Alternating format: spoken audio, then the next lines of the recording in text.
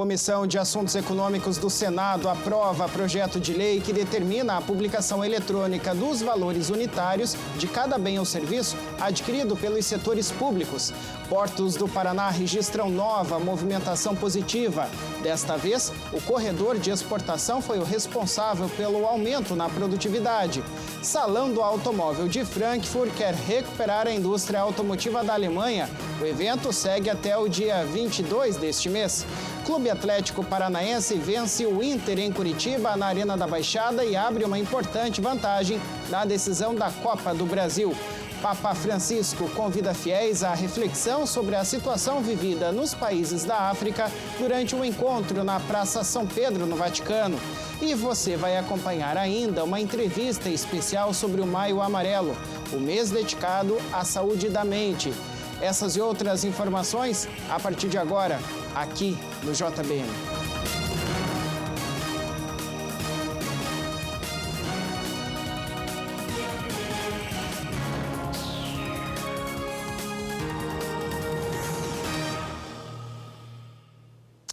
Olá, uma ótima noite para você. Hoje é quinta-feira, dia 12 de setembro. O JBN está no ar.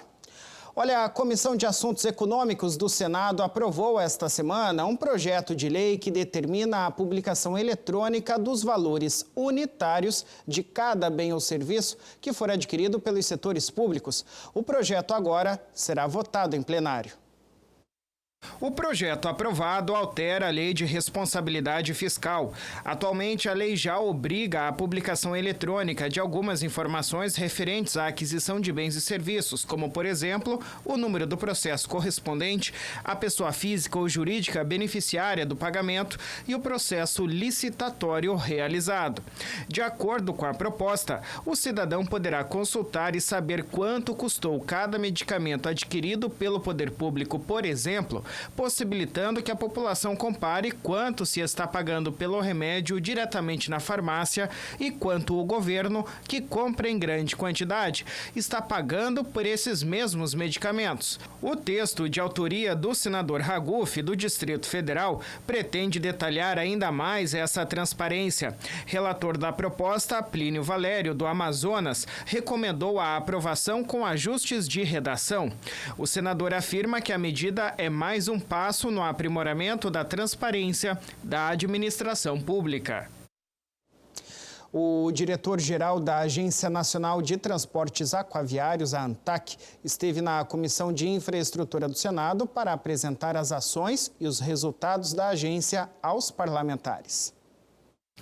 Na audiência pública, além de mostrar números da atuação da ANTAQ, Mário Póvia, diretor-geral do órgão, revelou que o governo está preparando um instrumento jurídico, provavelmente uma medida provisória, para implantar o projeto BR do Mar. A intenção, segundo Póvia, é, entre outros pontos, viabilizar e aumentar a navegação de cabotagem, aquela que é feita sem que o navio se afaste da costa, diminuindo assim a burocracia e elevando a frota marítima para o transporte de contêineres, baixando custos e desafogando as estradas brasileiras.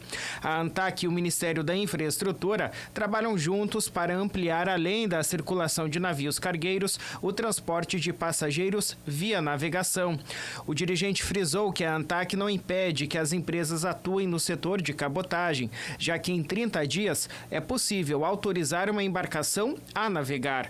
O problema é a falta de viabilidade e atratividade econômica para as empresas atuarem, problemas que devem ser alvo do projeto em desenvolvimento que busca ainda a melhora do ambiente de negócios. A questão da burocracia na cabotagem, no alfandegamento, isso está muito detectado claramente na questão dos estudos que foram produzidos, e eu acho que agora nós estamos arregaçando as mangas nessa questão, e essa provavelmente medida provisória, que chama BR do Mar, vai tratar dessa questão, mas é uma pauta que já está no Conaportos, né, que é um colegiado que congrega aí todos os intervenientes nos portos.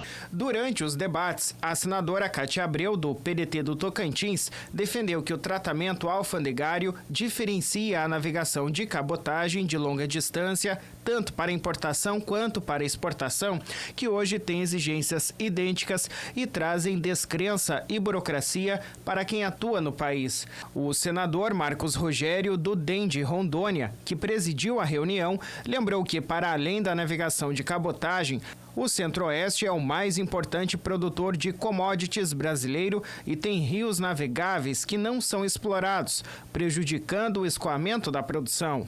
O diretor-geral da ANTAQ afirmou que a agência vai apoiar o desenvolvimento da navegação interior e no fortalecimento e incentivo à navegação de cabotagem, na redução da burocracia, implantando também outorga eletrônica e processos digitalizados, e ainda pretende trabalhar para continuar como referência na produção de dados estatísticos do setor aquaviário, além de participar efetivamente da elaboração do modelo de concessão de hidrovias, entre outros pontos. O diretor da ANTAQ apresentou aos senadores números recentes sobre o transporte aquaviário no país.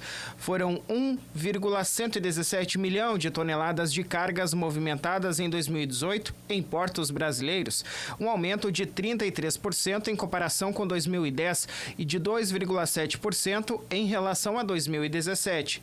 Só no primeiro semestre deste ano, 512 mil toneladas foram movimentadas, uma redução de 3,47% em relação ao mesmo período do ano passado. A baixa se deu por conta da queda do transporte de grãos. E também foram realizadas 1.379 fiscalizações pela ANTAQ no ano passado, um aumento de 17% comparado com o ano anterior, 2017. O assunto agora é exportação. O Porto Paranaense acaba de registrar mais uma movimentação positiva. Desta vez, o aumento da produtividade foi no corredor que manda produtos brasileiros para fora aqui do país. De janeiro a agosto desse ano, pelos três berços, foram 500 mil toneladas a mais de carga em relação ao mesmo período do ano passado, com quase a mesma quantidade de navios. Os números do corredor de exportação apontam que a produtividade do complexo está maior. Pelo corredor de exportação foram carregados 235 navios graneleiros de janeiro a agosto deste ano, com diferença de apenas um navio na comparação com 2018. Já o volume embarcado aumentou de 13,5 milhões para 14 milhões. Desses 14 milhões de toneladas de granéis exportados pelo corredor de exportação este ano, 7,3 milhões são soja, 3,8 milhões milhos e 2,9 milhões farelos. No corredor de exportação existem 10 terminais interligados e todos esses terminais eles atuam com eficiência, certo? Aumentando dia a dia a sua eficiência. Isso faz com que esses 10 terminais carregando no navio, ano a ano, tenham mais produção, né? Temos também o aspecto da infraestrutura marítima. O Porto vem atuando constantemente na sua manutenção da infraestrutura marítima. O corredor de exportação ganhou alguns centímetros de calado. Isso faz com que os navios carreguem mais também. O berço mais produtivo foi o 213. Nele atracaram 88 navios e por onde foram movimentadas quase 5,4 milhões de toneladas dos produtos. Segundo o diretor de operações dos portos do Paraná, além de medidas logísticas de gestão que aumentam a eficiência e produtividade, um projeto do porto visa remodelar todas as correias transportadoras que chegam até os carregadores de navios. Aí teremos correias transportadoras seguindo as normas atuais, normas do Ministério do Trabalho, normas do meio ambiente e com alta produtividade, né? Seriam correias para 2.000 toneladas hora. São 6 correias que se direcionam aos 3 berços citados. Tá aí uma excelente notícia para o estado do Paraná e também para o país como um todo, né? Olha, o Instituto Brasileiro de Geografia e Estatística deu início à pesquisa que vai medir a saúde dos brasileiros. A pesquisa deste ano deve recolher dados de 108 mil moradias em território nacional. E nós fomos conferir como está o trabalho dessa pesquisa no litoral paranaense. O questionário da PNS, Pesquisa Nacional de Saúde, está sendo respondido por brasileiros com idade a partir dos 18 anos. A coleta domiciliar, que começou há uma semana, vai levantar informações que avaliam a situação da saúde dos brasileiros. Levantar a questão de doenças crônicas que a população possa ter, como depressão, diabetes, hipertensão. E esses dados são bastante importantes se a gente fazer esse levantamento, tanto para pesquisadores que possam utilizar esses dados para realizar trabalhos que venham a influenciar diretamente na vida da população, quanto também para o próprio governo federal poder planejar políticas públicas que atingem diretamente a população para a resolução desses problemas, né? Tanto o problema de qualidade do Sistema Único de Saúde, por exemplo. A pesquisa deve recolher dados de 108 mil moradias em todo o território nacional. No litoral, 60 casas foram selecionadas. As informações coletadas são protegidas e utilizadas apenas para fins estatísticos.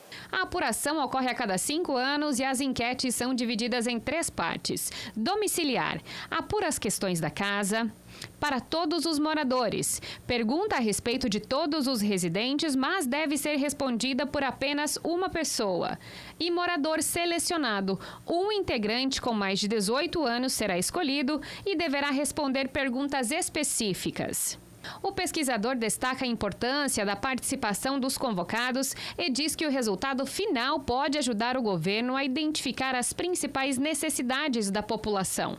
A conclusão está prevista para 2021.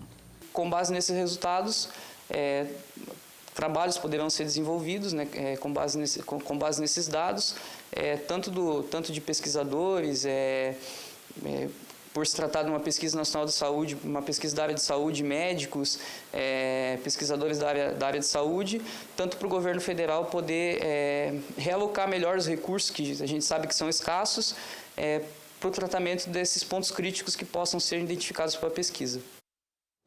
Tá aí um trabalho bastante importante, né, pessoal? Daí vale um lembrete, né, para você que receber aí a visita do IBGE na sua casa. Receba, viu? Participe desse estudo, porque é justamente como o pesquisador acabou de falar. Vai aí delinear, né, os investimentos do governo federal no futuro aí na área da saúde. Vale lembrar que os pesquisadores, ou seja, os trabalhadores do IBGE, estão sempre uniformizados e devidamente identificados como crachá.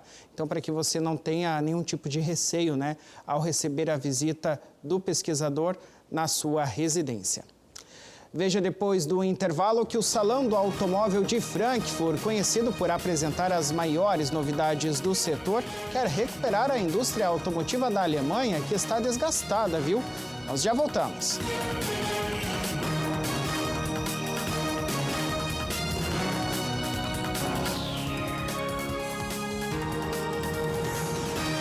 Em 2004, nasceu a Associação Filhos do Pai Eterno, a FIP, e veio com a missão de evangelizar, de espalhar o amor de Deus a todo o Brasil.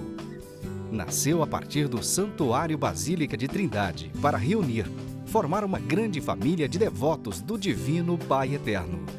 E vive para trabalhar pelo próximo, para a vivência da fé, para mudar a vida das pessoas, se renovando no compromisso de cada um e na prática cristã. E tudo só acontece pelo seu apoio, pela sua doação. Faça parte desta família de amor. Associação Filhos do Pai Eterno. 62 3506 9800.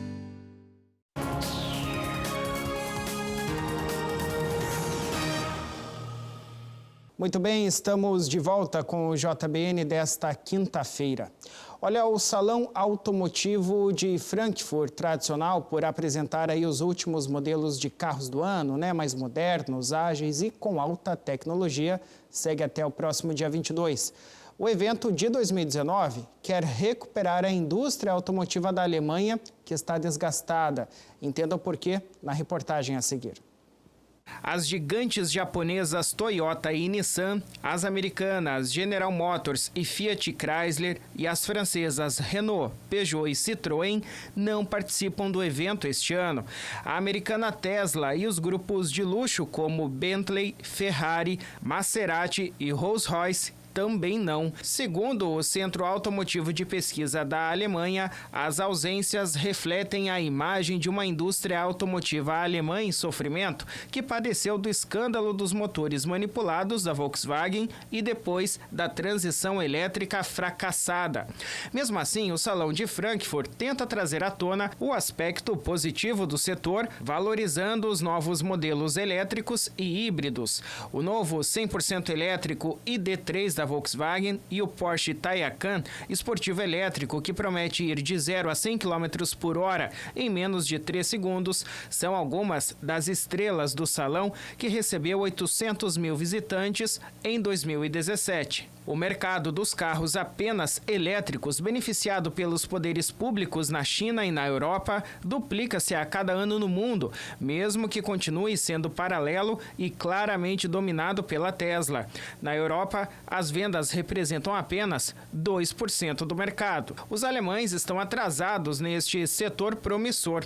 A BMW, por exemplo, não teve o sucesso esperado com o seu veículo urbano i3 e precisa de um grande sedã equivalente ao da Tesla em seu catálogo. A Mercedes e a Audi acabaram de lançar neste mercado. Já a Volkswagen, que quer restaurar a sua imagem, prometeu investir 30 bilhões de dólares em versões elétricas. Uma aposta industrial arriscada se não houver uma demanda à altura. Olha, nós estamos acompanhando há cerca de 2 semanas aí os trâmites da reforma da Previdência no Senado. E o presidente da Casa, Davi Alcolumbre, afirmou que não há nenhuma hipótese de a votação em plenário do texto principal da reforma acontecer aí na próxima semana. Além disso, os presidentes de assembleias legislativas dos estados comentaram o interesse dos governadores pelo fim da Lei Candir durante uma reunião que aconteceu com o presidente do Senado e também a presidente da CCJ. Alcolumbre explicou que, em acordo com os líderes partidários, ficou estabelecido que a votação da matéria em primeiro turno será no próximo dia 24, atendendo todos os prazos regimentais. Já a votação em segundo turno deverá ocorrer na semana entre 3 e 10 de outubro. Também houve acordo para que os líderes partidários façam apoio para todas as emendas apresentadas à PEC principal até a próxima segunda-feira, dia 16, garantindo o prazo de tramitação. Com relação à PEC paralela, proposta que traz sugestões de alterações na Previdência, como a inclusão de estados e municípios, e o prazo para a assinatura das emendas termina dia 18, a próxima quarta-feira. Os presidentes de assembleias legislativas foram até Brasília para tratar da inclusão dos estados e dos municípios na reforma da Previdência, por meio da chamada PEC paralela, que tramita em conjunto com a PEC principal da reforma. Eles foram recebidos pelo presidente do Senado e pela presidente da Comissão de Constituição e Justiça, Simone Tebet. Os presidentes das assembleias de todos os estados brasileiros vieram ao nosso gabinete por conta de que a redação que foi apresentada pelo senador Tasso Gereissati e acolhida na CCJ é a oportunidade das assembleias legislativas, por lei ordinária, fazerem a adesão ao texto constitucional. Nos preocupa o teor dessa PEC. Não adianta nós dizermos aqui que a apoiamos sem a conhecer, sem saber a questão final, mas ela facilita, sem dúvida, a questão estadual. Nós entendemos que isso é muito importante e por isso que viemos aqui com todos para essa fala com a presidência do Senado. A PEC paralela já passou pela CCJ e aguarda as 5 sessões deliberativas para então ser votada em plenário. A expectativa é de que ela seja votada no próximo dia 24. Os deputados estaduais também defenderam o fim da Lei Candir, que prevê a isenção do pagamento de ICMS sobre exportações de produtos primários, como, por exemplo, itens de origem agrícola. Por conta dessa desoneração de uma alíquota de competência estadual, os governadores sempre foram contra essa lei. Demonstramos aos senadores a importância de se rever essa legislação que penaliza os estados, mas que, acima de tudo, penaliza a indústria brasileira. Um número importante é que, na década de 90, a indústria de transformação chegou a representar 29% do PIB nacional. Hoje, hoje representa 9,2%, ou seja, é o menor número desde 1947. Isso é unanimidade. 27 assembleias do Brasil estão falando a mesma língua. Não pode fingir que está pagando e não pagar nada. E o Estado está bancando a balança comercial do país e tendo que tem dívida com o governo federal. Então é basicamente isso. Nós queremos receber a nossa parte. O que nós queremos é que cada estado possa fazer a sua legislação em relação a esse tema. A gente segue acompanhando esse caso aí que também é polêmico, né? Paranaguá Mais Cores, esse é o nome do projeto que quer tornar a cidade do litoral paranaense mais colorida por meio do grafite. A Adriana Lopes mostra pra gente.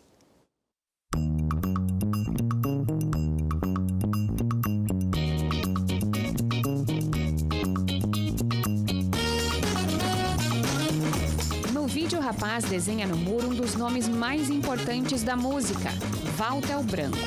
O artista que morreu no ano passado era prata da casa e foi homenageado por outro artista, o Ângelo, que além de músico, é grafiteiro. Porque o Valtel foi um paranaguara muito expressivo, assim, ele fez muitas coisas importantes, foi um arranjador do Tim Maia, fez o tema da Pantera Cor-de-Rosa, então ele teve uma expressão muito grande, assim, não só no Brasil como no mundo. Aí eu achei justa a homenagem. O grupo é formado por advogado, funcionário público, músico, entre outros. Em comum, o gosto por uma arte chamada grafite.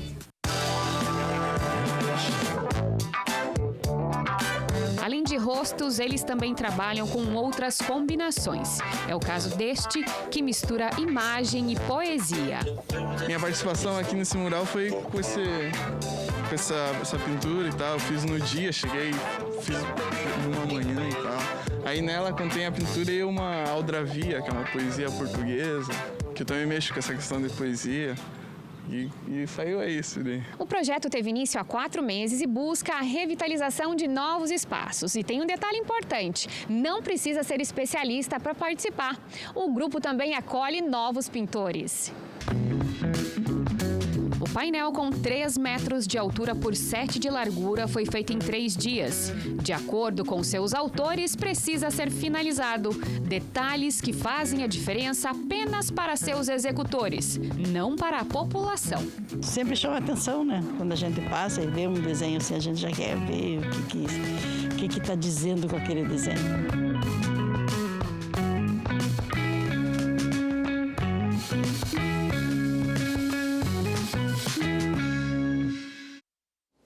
Bonito, hein? Realmente deixa a cidade mais colorida. Às vezes há muitos espaços, muros, né?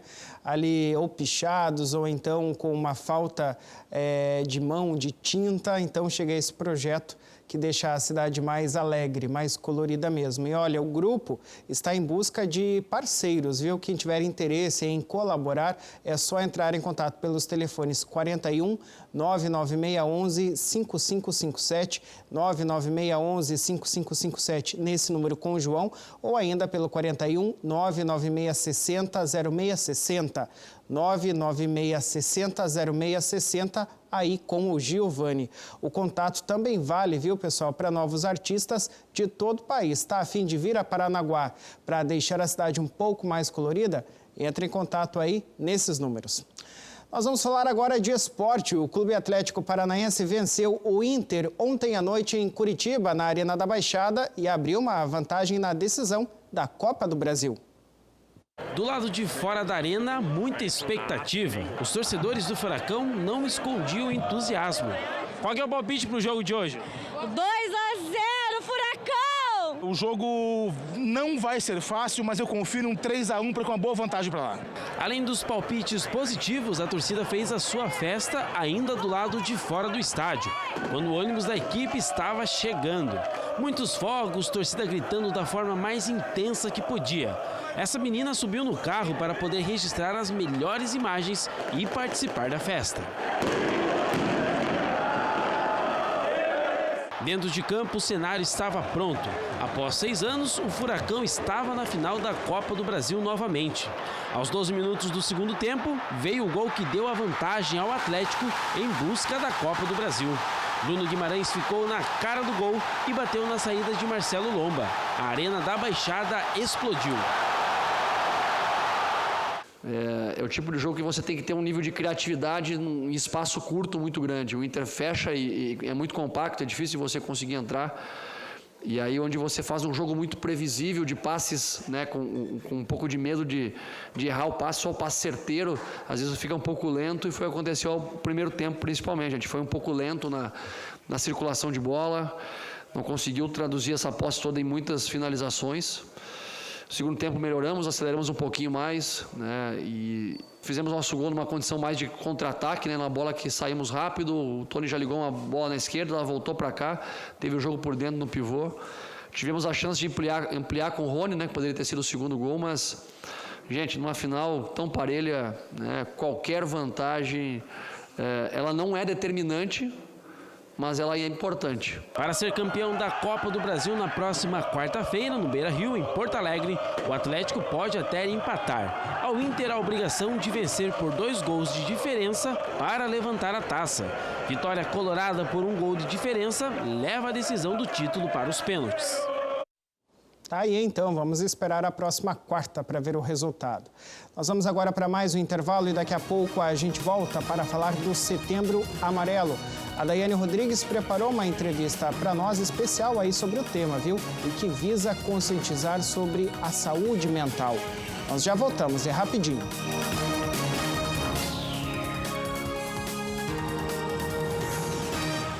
Em 2004, nasceu a Associação Filhos do Pai Eterno, a FIP, e veio com a missão de evangelizar, de espalhar o amor de Deus a todo o Brasil.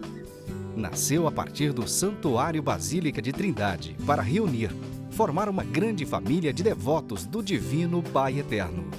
E vive para trabalhar pelo próximo, para a vivência da fé, para mudar a vida das pessoas, se renovando no compromisso de cada um e na prática cristã. E tudo só acontece pelo seu apoio, pela sua doação. Faça parte desta família de amor. Associação Filhos do Pai Eterno. 62 3506 9800.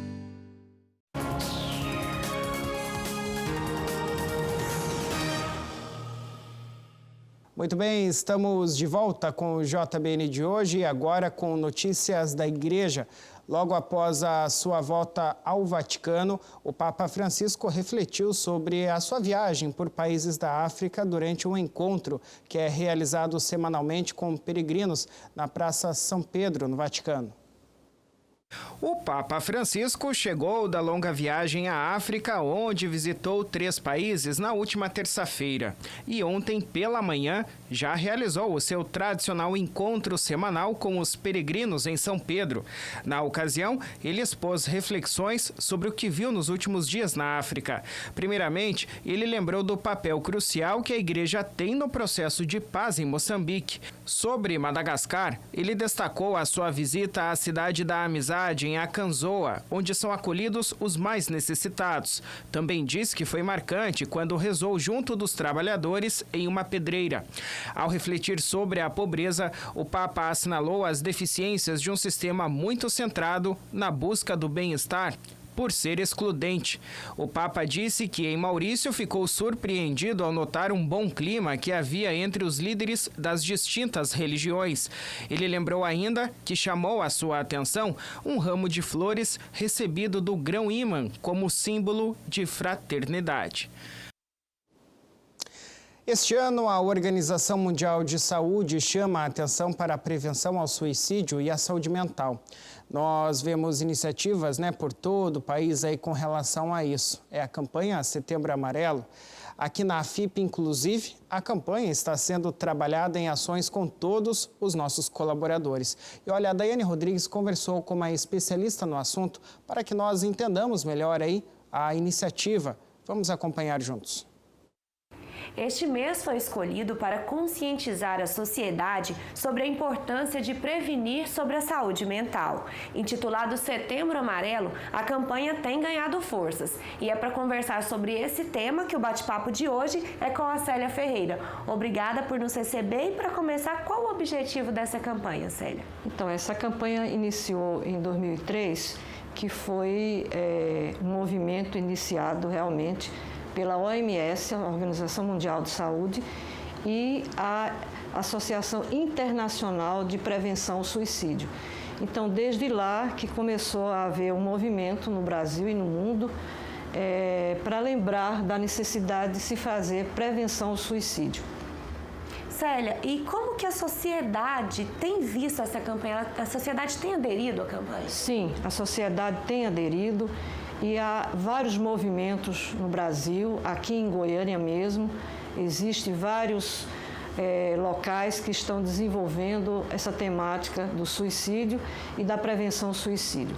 Embora exista o Setembro Amarelo, eu sempre falo que prevenção do suicídio é algo que deve ser feito o ano inteiro, não só em setembro.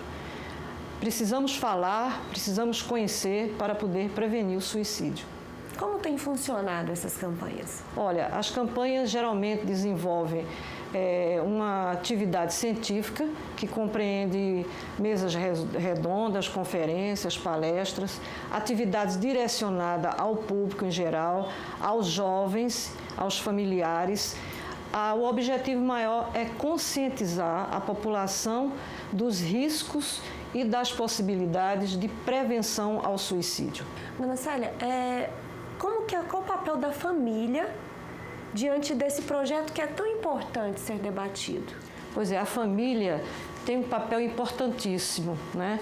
Ela pode identificar mudanças na pessoa, ela pode criar condições para que os seus filhos, os seus membros da família, não só filhos, né, adultos também, possam falar das suas preocupações. O que é que nós falamos muito assim? Muita gente me pergunta, é importante falar nas escolas sobre suicídio? Eu digo, Na família, eu digo, Mas nós temos que ficar atentos à necessidade de abrirmos espaço nas famílias, nas escolas, para ajudar as pessoas a crescerem com otimismo, né? É uma escola que oprime, é uma família que exige muito. Então, é importante que as pessoas tenham na família um espaço para poder falar das suas fraquezas, dos seus medos, das suas dúvidas e não fique escondendo e sofrendo. E isso toma uma dimensão grande na cabeça dela e às vezes ela acha que não vai conseguir enfrentar os desafios da vida.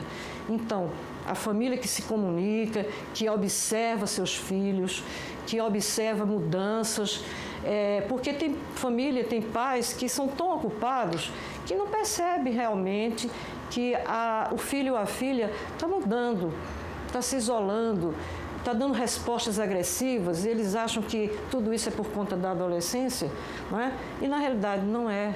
Alguma coisa está acontecendo, alguma coisa que não está sendo dita, mas está sendo sentida e vivenciada. Doutora, então, aproveitando essa conversa, deixa um recado, uma mensagem para quem acompanha. Então, nós estamos no Setembro Amarelo, mas temos que tornar amarelo todos os dias, todos os anos, todos os meses do ano, porque é importante falar de suicídio. Há um tabu muito grande falar de morte, de suicídio mais ainda, mas precisamos conhecer o assunto para poder prevenir. E diante de um sofrimento psíquico que é comum às pessoas, claro que cada uma vai vivenciar a vida de formas diferentes, mas poder falar ou ser ouvida é muito importante, ser acolhida na sua dor é muito importante. Ninguém deve se isolar, ninguém deve achar que o seu problema é o maior do mundo e que ninguém vai ser capaz de ajudar. Procure ajuda, pense e tente achar razões para viver. Isso que é muito importante na vida. Nós vivemos, estamos aqui para funções, para cumprir coisas na vida. Então, por que nós estaremos aqui? Vamos pensar nas possibilidades que nós temos internamente, dentro da nossa vida, do nosso mundo interno, de estratégias que nós temos que, se não temos, vamos fazer tudo para adquiri-las, porque nós precisamos saber enfrentar a vida de maneira positiva, de maneira a pensar que há sempre saída para problemas, né? Quaisquer que sejam eles. Mas é importante também não se fechar, poder compartilhar, poder dividir e poder escutar e ser escutado. Muito obrigada por nos receber, doutora. Eu que agradeço essa oportunidade de se abrir um espaço para se falar de prevenção do suicídio. Não é só de suicídio, mas é sobre a possibilidade de fazermos prevenção. E é um assunto muito importante que precisa ser debatido porque afeta pessoas de todas as idades.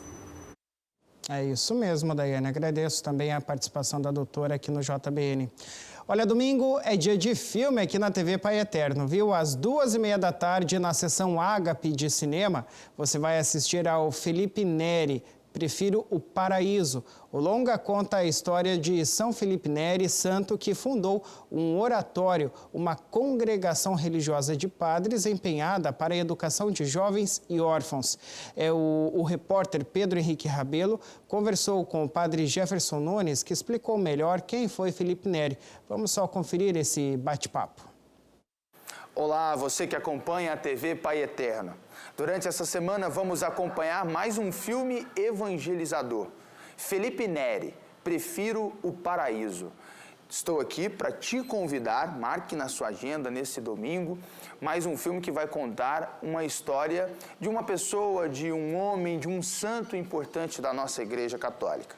E para despertar a sua curiosidade, ao meu lado, o missionário redentorista, o padre Jefferson Nunes. Padre, bom tê-lo pela primeira vez, na TV Pai Eterno, para falarmos sobre esse homem importante da Igreja. Tudo bem com o senhor? Tudo bem, Pedro. Minha saudação também se estende a você, que nos acompanha pela Rede Pai Eterno de televisão.